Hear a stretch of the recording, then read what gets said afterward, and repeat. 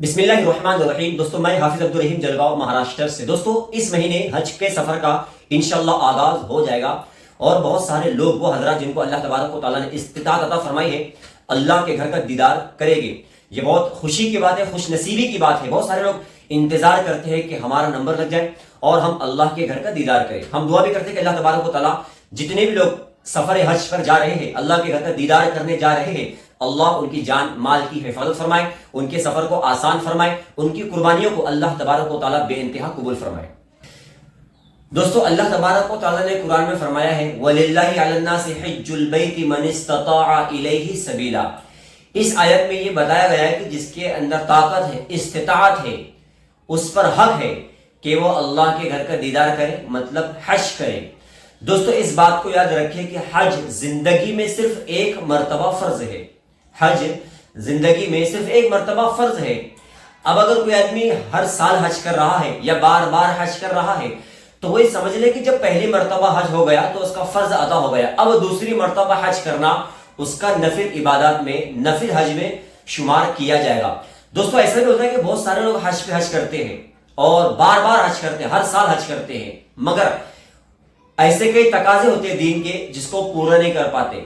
بازو میں پڑوسی ہے، اس کے حقوق ادا نہیں کر پاتے، رشتہ داروں کے حقوق ادا نہیں کر پاتے، اور بہت سارے ایسے خیر کے کام ہیں جس میں وہ حصہ لینا پسند نہیں کرتے مگر بار بار حج کرنے کو پسند کرتے ہیں۔ دوستو ایک بات یاد رکھیں کہ حج ایک مرتبہ جب فرض ہے تو وہ ادا ہو گیا، بعد میں اس کو نفل حج کا ثواب ملے گا۔ لیکن اگر کوئی شخص ایسا ہے جو رشتہ داروں کے حقوق بھی ادا کر رہا ہے، یتیموں کے حقوق بھی ادا کر رہا ہے، زکوٰۃ بھی دے رہا ہے، ہر فیلڈ میں وہ اللہ تبارک و تعالیٰ نے جس بات کا حکم دیا وہ کر رہا ہے، اور اس کے بعد بھی اگر وہ بار بار حج کر رہا ہے تو پھر یہ میں سمجھتا ہوں کہ ٹھیک ہے، ورنہ بار بار حج کو جا رہا ہے، عمرے کو جا رہا ہے اور پڑوسی بھوکا ہے، رشتہ داروں میں کوئی یتیم ہے، بیوہ ہے، مسکین ہے، وہ پریشان حال ہے، تو پھر میں سمجھتا ہوں کہ ایسے لوگوں کا حج کرنا بے معنی اور فضول ہوگا، اس لیے کہ اللہ تبارک و تعالیٰ نے حج کو ایک مرتبہ فرض فرمایا۔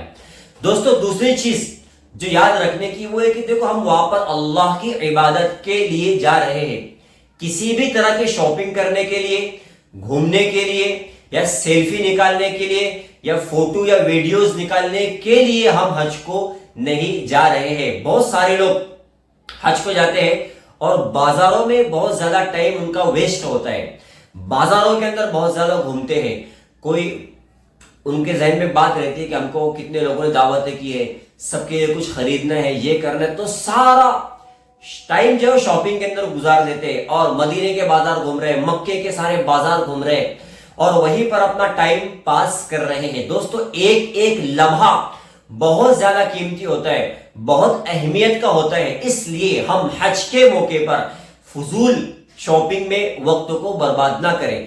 وہاں پر وہ ساری چیزیں ملتی ہیں جو ہمارے یہاں پر انڈیا میں دستیاب ہے۔ سب سے پہلے تو بہت ہی کم چیزیں لانے کی جو ہے تو کوشش کریں، چاہے آپ بامبے سے خرید لیں، بنگلور سے خرید لیں، جتنی بھی بڑی بڑی سٹی ہے جو انڈیا کی، بہت سارے لوگ کرتے ہیں کہ آپ یہاں پر آتے ہیں پھر یہاں پر خریدتے ہیں، کوئی مصلی خرید رہا ہے، کوئی تسبیح خرید رہا ہے، کوئی جائے نماز خرید رہا ہے، نہ جانے کتنی چیزیں جو ہے تو خریدی جاتی ہے، تو اس کے اندر اپنا وقت بھی برباد ہوتا ہے اور ٹائم بھی زیادہ لگتا ہے، عبادت بھی نہیں ہوتی، کہیں پر بھی آپ خریدو۔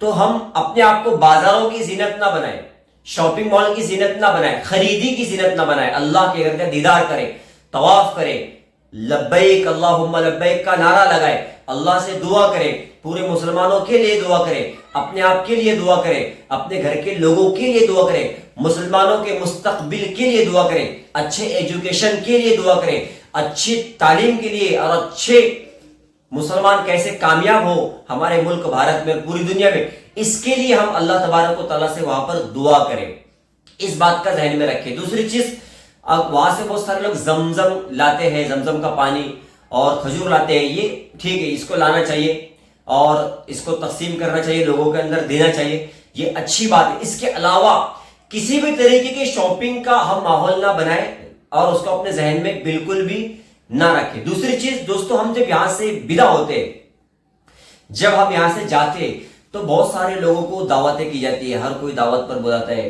پھر ان کو ڈریس دیا جاتا ہے، رومال دیا جاتا ہے، ہدیہ تحفے دیے جاتے ہیں۔ دوستو ایک بات یاد رکھیں، یہ فضول ہے، بدعت ہے، رسم ہے اور رواج ہے، شریعت سے اسلام سے اس کا ذرا بھی تعلق نہیں ہے۔ گاڑیاں بھر بھر کر لے جانا بامبے کے لیے، ایئرپورٹ پر چھوڑنے کے لیے، آتے وقت بلانا، یہ سب فضول خرچی ہے۔ اس کے لیے ذرا بھی جو ہے تو ہم پیسہ برباد نہ کریں، اس میں پیسہ بھی جاتا ہے، ٹائم بھی جاتا ہے۔ اور رسم اور رواج میں ایک شخص کو بھی اگر آپ بھول گئے زندگی بھر، وہ آپ سے ناراض رہے گا، آپ اس سے ناراض رہے گے۔ گئے تھے اللہ کے گھر کے دیدار کے لیے، مگر کیا ہو گیا؟ رشتہ دار ناراض ہو گئے۔ کیوں؟ ایک تسبیح ہم نے ان کو لیے نہیں لائے، ایک رومال ان کو نہیں دیے، اور ایک ڈریس ان کو نہیں دیے، یا پھر دعوت ان کو نہیں دیے۔ حج حاجیوں کی طرف سے ہو یا پھر رشتہ داروں کی طرف سے، دونوں طرف سے کچھ نہ کچھ تو غلطی ہوتی ضرور ہے۔ اس بات کو ذہن میں رکھیں دوستو۔ دوسری بات اس بات کو آپ ذہن میں رکھیں کہ حج کے موقع پر ایک حدیث بار بار سنائی جاتی ہے کہ حج سے آنے والا شخص ایسا ہے جس نے اللہ کا گھر کا دیدار کیا، اللہ کے لیے حج کیا۔ جب وہ آتا ہے تو ایسا پاک اور صاف ہو کر آتا ہے جیسے اس دن تھا جس دن اس کی ماں نے اس کو جنا تھا۔ بالکل صحیح حدیث ہے دوستو۔ حج سے آنے کے بعد سارے گناہ معاف ہو جاتے ہیں، مگر یاد رکھیے حج سے پہلے جو گناہ کیا تھا وہ معاف ہوتے، حج کرنے کے بعد جو گناہ ہوں گے وہ معاف نہیں ہوں گے۔ اب ڈبل اس کو گناہ ملے گا۔ کیوں؟ کیونکہ اس نے حج کیا ہے، اللہ کے بہترین فرضوں کو ادا کیا ہے، بیت اللہ کا طواف کیا ہے، دیدار کیا ہے، اتنے پاکیزہ مقدس جگہ پر جا کر وہ آیا ہے۔ اب اگر وہ گناہ کرے گا تو اس کو بہت زیادہ وبال اس کے اوپر ہوگا۔ اس لیے ہم یہ کوشش کریں کہ جب ہمارا حج ہو جائے تو ہم پاک صاف زندگی گزارنے کی کوشش کریں۔ حاجی کا مقام کتنا بڑا ہے، نبی کریم صلی اللہ علیہ وسلم نے یہ بھی فرمایا کہ جب تمہاری کسی حاجی سے ملاقات ہو، حج کرنے والے سے ملاقات ہو، اس کے گھر میں داخل ہونے سے پہلے اس کو دعاؤں کے لیے کہو کہ آپ ہمارے لیے دعا کرو۔ اتنا بڑا اس کا مقام ہے، سارے گناہ اس کے معاف ہے۔ یہ حاجی کا مقام ہے دوستو۔ دوسری چیز جو ذہن میں رکھنے کی، دیکھو حج کرنا ہے پیور مال سے کرنا ہے، حلال کمائی سے کرنا ہے۔ ایک آدمی اس کی 2 نمبر کی کمائی ہے، ناجائز کمائی ہے، ملاوٹ والی کمائی ہے، ایسی کمائی ہے جو حلال نہیں ہے، حرام کی کمائی اس کے اندر ملی ہوئی ہے۔ میں سمجھتا ہوں 1 بار کیا، 10 بار کیا، 1000 بار کیا، زندگی میں ہر سال بھی حج کرے، حج قبول ہوگا نہیں۔ جب حج قبول نہیں ہوگا تو جب وہ حج سے واپس آئے گا تو اس کے گناہ معاف ہوگی نہیں۔ اس لیے ہمیں چاہیے کہ ہماری کمائی کو حلال بنائے، آمدنی کو حلال بنائے، اس سے حج کرے۔ ایسی کمائی سے حج کرنے کا کوئی فائدہ نہیں ہے، یہ بات ہم اپنے ذہن میں رکھیں۔ اور دوستو آج کل مسلمانوں کے اندر ایک ٹرینڈ یہ بھی چل رہا ہے عمرے کرنے کا، بہت اچھی بات ہے، لیکن ہر سال جو لوگ عمرے پہ عمرہ کر رہے ہیں اس کو فیشن بنا رہے ہیں، وہاں جا کر ویڈیو سیلفی لے رہے ہیں، اس کو یوٹیوب کے ذریعے، فیس بک کے ذریعے، جتنے بھی سوشل اکاؤنٹ اس کے ذریعے سے وائرل کر رہے ہیں، بتا رہے ہیں کہ میں عمرہ کر رہا ہوں، میں کعبے کے سامنے ہوں۔ یقین کریں یہ بالکل بیہودہ بکواس عمل ہے۔ ایسے عمل سے اللہ تبارک و تعالیٰ خوش نہیں ہوتا ہے۔ اور آج کل فیشن کے نام پر عمرہ کیا جا رہا ہے، بار بار عمرے کیے جا رہے ہیں۔ جیسے میں نے حج کے تعلق سے کہا 1 بار حج فرض ہے، ایسے جو بار بار عمرہ کر رہا ہے وہ گھومنے کے لیے جا رہے ہیں، شاپنگ کے لیے جا رہے ہیں، دکھاوے کے لیے جا رہے ہیں، سیلفی لینے کے لیے جا رہے ہیں۔ ایسے لوگوں کا عمرہ قبول نہیں ہوگا، ایسے لوگوں کی عبادت قبول نہیں ہوگی، ایسے لوگوں کا ذکر و اذکار قبول نہیں ہوگا۔ اس لیے کہ اللہ کے نبی صلی اللہ علیہ وسلم نے فرمایا للجار حق، پڑوسی کا بھی حق ہے، پڑوسی کے حقوق ادا نہیں کر رہے ہیں، رشتہ داروں کے حقوق ادا نہیں کر رہے ہیں، ماں باپ کے حقوق ادا نہیں کر رہے ہیں، اور کہاں پر جا رہے ہیں؟ عمرے پر جا رہے ہیں۔ کہاں پر جا رہے ہیں؟ عمرہ کرنے کے لیے جا رہے ہیں۔ اللہ تعالیٰ ایسی عبادت کو قبول نہیں کرے گا۔ اس لیے ہم اپنے معاملات کو پاک صاف رکھیں، عبادت کو پاک صاف رکھیں۔ ہم دنیا کے لوگوں کو دھوکہ دے سکتے ہیں، اللہ تبارک و تعالیٰ کو دھوکہ نہیں دے سکتے ہیں۔ ہماری سوچ، ہمارا ذہن، ہماری صلاحیت کتنے بھی اعلیٰ سے اعلیٰ ہو، مگر اللہ کے سامنے ہم کچھ بھی نہیں ہے۔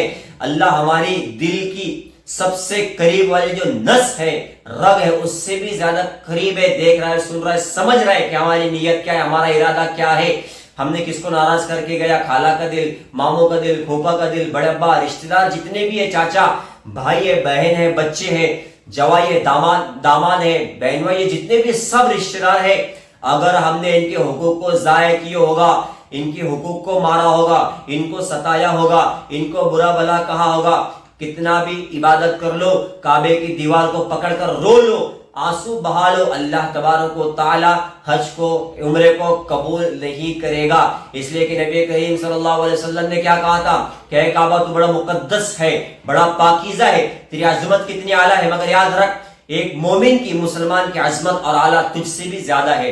اتنی اہمیت ہے مسلمان کی اور اس کے دل کی، اس کی عزت کی، اس کے ادب اور احترام کی۔ تو ایک بات یاد رکھے، حج کرنا ہے، اللہ تبارک و تعالیٰ نے اگر استطاعت دیا ہے، حج کی طاقت ہے تو ضرور کرے، مگر ہم سے اگر ایک رشتہ دار بھی ناراض ہے، ایک رشتہ دار بھی ناراض ہے، پڑوسی ناراض ہے، کسی کا دل دکھایا ہے، اس کا مال ضائع کیا ہوا ہے، اس کا حق دبایا ہوا ہے، کسی بھی طریقے سے اس کو تکلیف دی ہے، اللہ حج کو قبول نہیں کرے گا۔ دوسری چیز جو ذہن میں رکھنے کی ہے وہ یہ ہے کہ دیکھو، عمرہ کرنے والوں کو ایک ٹرینڈ چل رہا ہے، جو لوگ عمرہ کر رہے ہیں اس کو حاجی صاحب کہہ رہے ہیں۔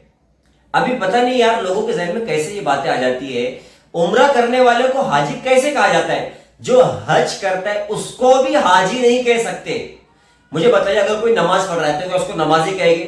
کوئی زکات دے رہے ہیں تو کیا اس کو زکاتی کہتے؟ نہیں کہتے۔ بھائی جیسے یہ عبادت ہے ویسے یہ بھی ایک عبادت ہے۔ اب ہوتا یہ کہ کوئی کسی نے حج کر کے آیا، ہم اس کو حاجی نہیں کہو تو اس کو وہ ناراض ہو جاتا ہے۔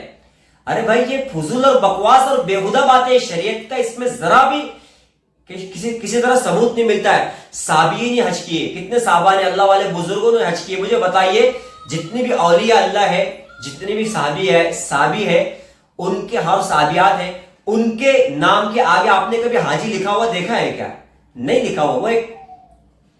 وہ ایک لطیفہ بنایا جاتا ہے، اس کے اوپر میں بتا دیتا ہوں کہ ایک حاجی صاحب، ایک شخص جو ہے وہ حج پر گیا اور جیسی حج سے واپس آیا تو سب سے پہلے اپنے کرانے کی دکان پر گیا، جہاں پر اس کا ادھار کا کھاتا لگا ہوا تھا۔ کئی سالوں سے بیچارے کرانے والے کے پیسے دیے ہوئے نہیں تھے، اور بڑی فارم میں جو تو وہ حج کرنے والا وہ کرانے کی دکان پر گیا، تو جو کرانے کی دکان والا تھا وہ بڑا خوش ہو گیا کہ یار ماشاءاللہ یہ حج کر آ گیا، اب اس لیے میرے سارے پیسے چکا دے گا، جو میں پریشان ہوں اس کے پیچھے گھوم رہا ہوں، اس کو بار بار کہہ رہا ہوں یہ میرے پیسے نہیں دے رہا ہے، اور کئی سالوں سے جو تو راشن ادھار کا لے رہا ہے، پیسے دینے کا نام نہیں لے رہا ہے، آج یہ میرے سارے پیسے چکا دے گا۔ وہ آیا دکان کے اوپر، میرا کھاتا کھولو، بک نکالو، اس نے بک نکالا اور مطلب کتنا پیسے، میرا نام کا لکھے دے، بولے یہ آپ کا نام ہے، اچھا ایسا کرو میرے نام کے آگے حاجی بڑھا دو، کیا کرو میرے نام کے آگے حاجی بڑھا دو۔ تو اس طریقے سے معاشرے میں چل رہے، وہ اپنے آپ کو حاجی کہلوا رہے ہیں، لوگ حاجی صاحب کہہ رہے ہیں، یہ ایسا نہیں ہونا چاہیے۔ اور جس نے اگر ٹھیک ہے لوگ کہہ رہے ہیں تو لوگوں نے بھی عادت ڈالی ہے حاجی بولنے کی، لوگوں کی اپنی سب سے بڑی غلطی، لوگ خود عادتیں ڈالتے ہیں، عادتیں بنواتے ہیں، تو اس کی وجہ سے کیا ہوتا ہے، پھر حاجی صاحب بھی خوش ہوتے ہیں اور ان کو کوئی حاجی نہیں بولتا ہے تو وہ ناراض ہوتے ہیں، پتہ نہیں ہے کیسے۔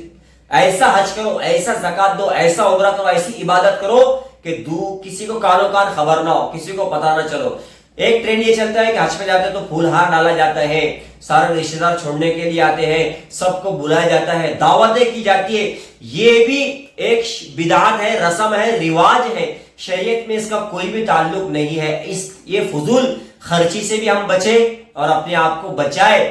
یہ اس طریقے سے حرکتیں حج پر جانے والے بالکل بھی نہ کرے، حج پر جانے والے یہ حرکتیں بالکل بھی نہ کرے کہ بہت زیادہ کھانا دینے کی ضرورت نہیں ہے، رشتہ داروں کو جمع کرنے کی ضرورت نہیں ہے، اور ان کو تکلیف دینے کی ضرورت نہیں ہے، یہاں سے وہاں گھمانے کی ضرورت نہیں ہے۔ یہ فضول خرچی سے ہم اپنے آپ کو بچائیں۔ تو دوستو یہ چند باتیں ہیں جو ہمارے اپنے ذہن میں رکھنا ہے، باقی جو وہاں پر ضروری سامان ہے یہاں سے لے جانے کا، آپ اسی سامان کو لے کر جائیں، حج کے ارکان کو سیکھ کر جائیں، حج کس طریقے سے کرے وہ سیکھے، ذکر و اذکار کو سیکھے، نماز کو صحیح پڑھنے کی کوشش کرے، اور خوب دل لگا کر اللہ تبارک و تعالیٰ کی عبادت کرے، پوری دنیا کے مسلمانوں کے لیے، خصوصاً بھارت کے مسلمانوں کے لیے دعا کرے، اور جو یہاں پر تکلیفیں پریشانی اللہ اس سے ہم کو کیسے نجات دلائے اس کے لیے دعا کرے۔ ہم دعا کرتے ہیں کہ اللہ تبارک و تعالیٰ آپ کے سفر کو آسان فرمائے، آپ کی محنتوں کو قبول فرمائے، آپ کی خدمت کو قبول فرمائے، اللہ آپ کے حج کو بے انتہا قبول اور مقبول فرمائے،